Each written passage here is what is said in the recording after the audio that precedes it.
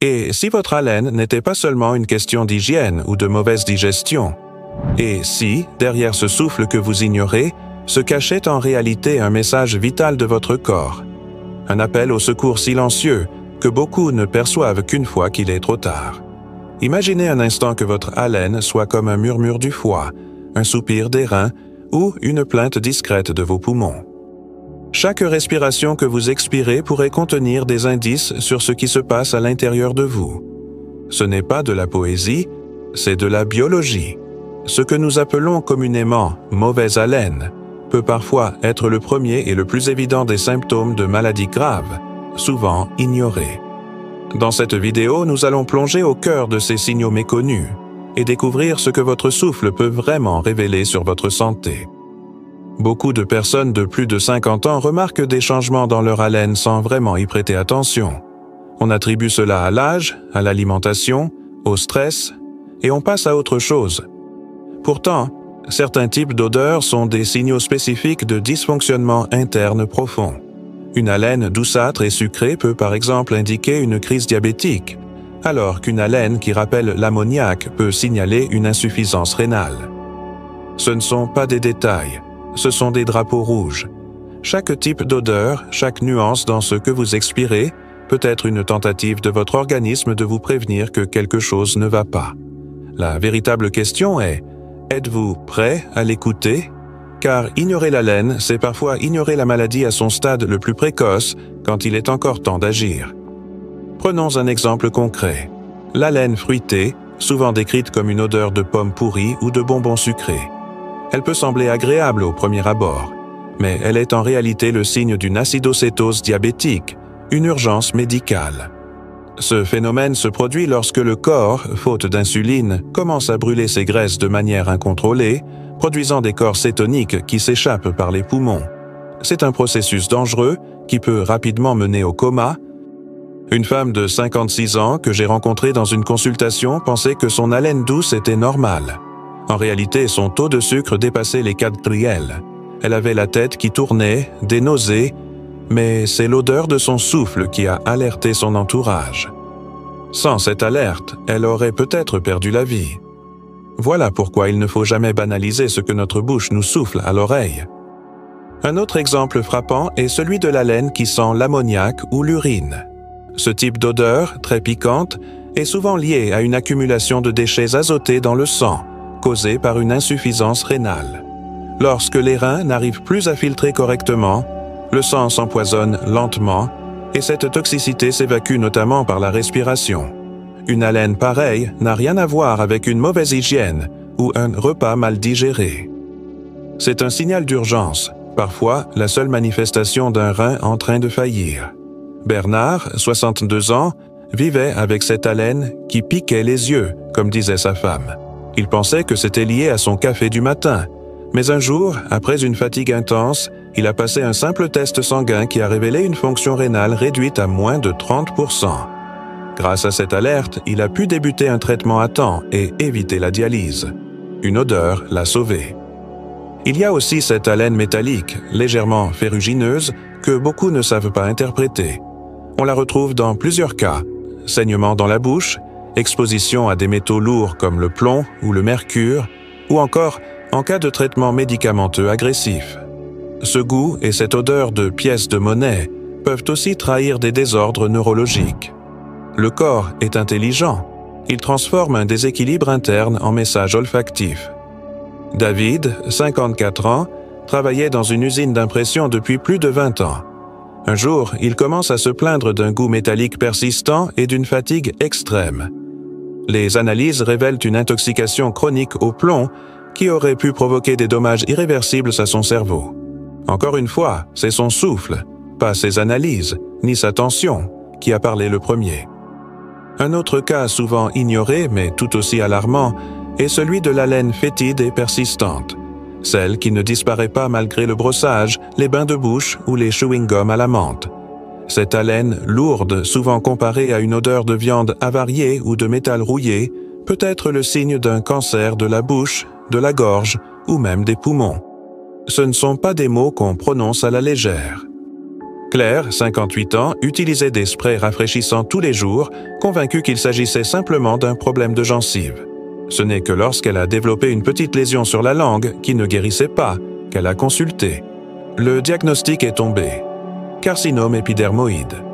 Le cancer avait débuté en silence, mais son haleine tentait de l'alerter depuis des mois. Ce souffle insistant était en fait un appel au secours. Il faut également parler d'une autre odeur bien particulière, celle de l'œuf pourri, que certains décrivent comme du soufre ou des gaz d'égout. Cette haleine est typiquement liée au reflux gastro-œsophagien, mais aussi à une infection de l'estomac par la bactérie Helicobacter pylori. Ce n'est pas une simple mauvaise digestion. Cette bactérie peut provoquer des ulcères et à long terme favoriser le développement de certains types de cancers gastriques. Marc, 65 ans, souffrait depuis des années de brûlures d'estomac et de rot fréquents. Mais c'est son haleine, infecte au réveil, qui a poussé sa fille à lui suggérer une consultation. Les tests ont confirmé la présence de cette bactérie. Il a été traité, soulagé et surtout, il a échappé à des complications bien plus graves. Là encore, le souffle avait tout dit.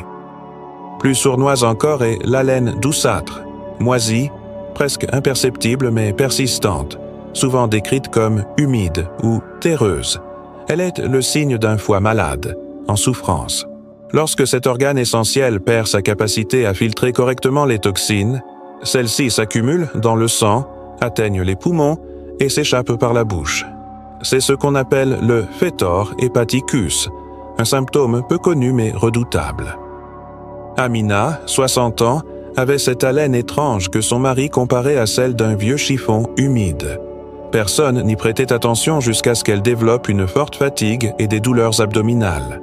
Les analyses ont révélé une cirrhose débutante, probablement due à une hépatite silencieuse. Encore une fois, c'est l'odeur, pas la douleur, qui a lancé l'alerte en premier. Et que dire de l'haleine acétonique chez les personnes âgées? Elle est souvent confondue avec une odeur fruitée, mais elle est plus âcre, plus sèche. Elle apparaît lorsque le corps, privé d'énergie, soit à cause d'une malnutrition, soit d'une fonte musculaire avancée, commence à brûler ses propres tissus. C'est un mécanisme de survie qui se sent. Janine, 82 ans, vivait seule et mangeait peu. Son souffle avait pris une odeur étrange, presque chimique, difficile à décrire. Son médecin traitant a détecté une perte importante de masse musculaire et une dénutrition sévère. Avec une simple rééducation alimentaire, elle a retrouvé de la force et une haleine plus neutre. Encore une fois, le corps avait parlé avant les symptômes visibles. Il avait soufflé sa détresse, discrètement, à travers la bouche. Enfin, il y a ces cas encore plus rares, mais non moins déroutants, comme l'haleine alcoolisée, sans avoir consommé une seule goutte d'alcool. C'est ce qu'on appelle le syndrome d'autobrasserie, une condition dans laquelle certaines levures présentes dans l'intestin produisent de l'éthanol à partir des glucides ingérés. Le résultat? Une haleine alcoolisée, une sensation de flou, des étourdissements et un isolement social cruel. Luc, 57 ans, a été contrôlé positif à l'éthylomètre alors qu'il n'avait rien bu. Il pensait devenir fou ou être victime d'un complot. Ce n'est qu'après une analyse de sa flore intestinale qu'on a découvert cette production interne d'alcool. Un traitement probiotique adapté a permis de rétablir l'équilibre. Mais ce qui l'a sauvé, une fois de plus, c'est l'odeur de son souffle.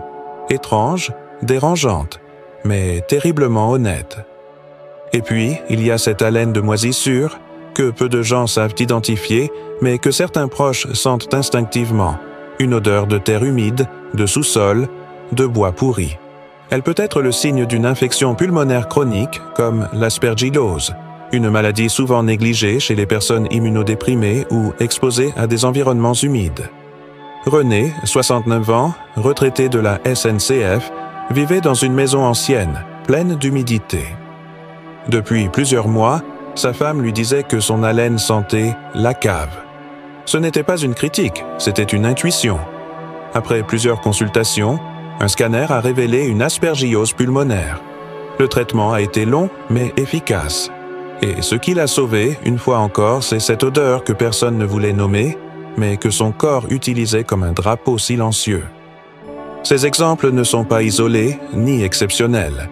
Ils forment un tableau bouleversant de ce que notre haleine peut dire sur notre santé. Elle est un messager invisible, souvent plus précis que les analyses de sang. Elle nous précède dans la pièce, elle nous suit dans le silence, et parfois, elle crie ce que nous refusons de voir. Alors pourquoi tant de gens la négligent-ils? Peut-être parce qu'elle est intime, presque taboue. Peut-être aussi parce que personne ne nous a appris à l'écouter, à la décoder. Pourtant, dans chaque effluve, dans chaque note olfactive, se cache un secret biologique, un indicateur vital que seuls les plus attentifs peuvent percevoir. Ne pas écouter son haleine, c'est comme refuser de lire une lettre urgente venue de l'intérieur. Alors que faire, maintenant que vous savez? Faut-il tomber dans la paranoïa? Bien sûr que non. Il ne s'agit pas de vivre dans la peur, mais dans l'attention. Il s'agit de développer une nouvelle forme d'écoute, une écoute de soi, douce mais lucide. Vous pouvez commencer dès demain matin. Respirez lentement dans vos mains. Sentez, notez. Si quelque chose vous semble étrange, inhabituel, ne vous jugez pas. Observez, puis agissez. Parlez-en à votre médecin. Demandez des analyses. Ne laissez pas passer un signal que votre corps vous envoie avec tant d'efforts, car, parfois, une simple odeur peut être ce qui vous sépare d'un traitement à temps ou d'un diagnostic trop tardif. Pour vous aider, voici quelques gestes simples que vous pouvez intégrer à votre routine. Commencez par utiliser un gratte-langue chaque matin. Ce petit instrument, souvent oublié, permet de retirer les bactéries qui s'accumulent à la surface de la langue, souvent responsables des mauvaises odeurs, mais aussi révélatrices de déséquilibre digestif. Hydratez-vous suffisamment, car une bouche sèche favorise la stagnation des composés soufrés. Privilégiez une alimentation riche en chlorophylle naturelle, persil, coriandre, menthe, épinards. Ces plantes agissent comme de véritables balais intestinaux et respiratoires. Évitez les excès de viande rouge, de produits transformés, d'alcool. Observez comment votre haleine évolue avec ce que vous mangez, ce que vous ressentez, ce que vous traversez. Et surtout, ne restez pas seul. Parlez-en. À un proche de confiance, à votre pharmacien, à un professionnel de santé. La honte ne protège de rien, mais la parole, elle, peut tout changer. Demandez à quelqu'un de vous dire, sincèrement, s'il remarque un changement. Ce n'est pas une faiblesse, c'est un acte de responsabilité. L'haleine n'est pas qu'un souffle, c'est un signal, un marqueur, parfois le tout premier chapitre d'un livre que votre corps écrit sur votre avenir. Mieux vaut lire ce chapitre tant qu'il est encore temps de changer la suite. Rappelez-vous, ce que vous sentez peut vous sauver. Ce qui vous gêne peut vous protéger. L'haleine est l'un des derniers espaces où le corps parle encore librement, sans filtre. Il ne faut ni la négliger, ni la craindre. Il faut l'écouter, avec attention, avec amour, avec respect. Ce que vous inspirez, ce que vous expirez, raconte bien plus que ce que vous pensez. Votre souffle est un messager, une boussole, un témoin.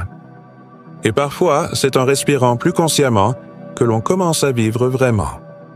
Il est temps de revoir la façon dont nous percevons ce simple acte de respirer, car derrière chaque souffle se cache une vérité. Ce souffle que vous ignorez peut être votre meilleur allié, s'il est écouté. Dans la culture occidentale, on parle peu de l'haleine comme outil de diagnostic. Pourtant, dans de nombreuses traditions anciennes, le souffle est sacré. Il représente la vie, l'énergie, la connexion au monde invisible. Pourquoi alors ne pas lui rendre cette valeur? Pourquoi ne pas lui redonner sa place, non pas comme un sujet de gêne, mais comme une source d'information et de protection? Vous n'avez pas besoin d'être médecin pour remarquer un changement dans votre haleine.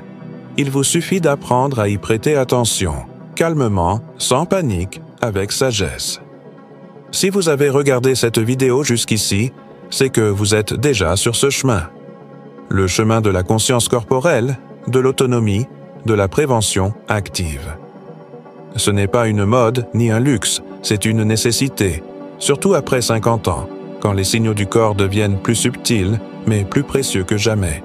L'haleine n'est pas là pour vous trahir, ni pour vous faire honte. Elle est là pour vous prévenir, pour vous protéger, pour vous guider. Il ne tient qu'à vous de faire de chaque respiration un acte de vigilance bienveillante.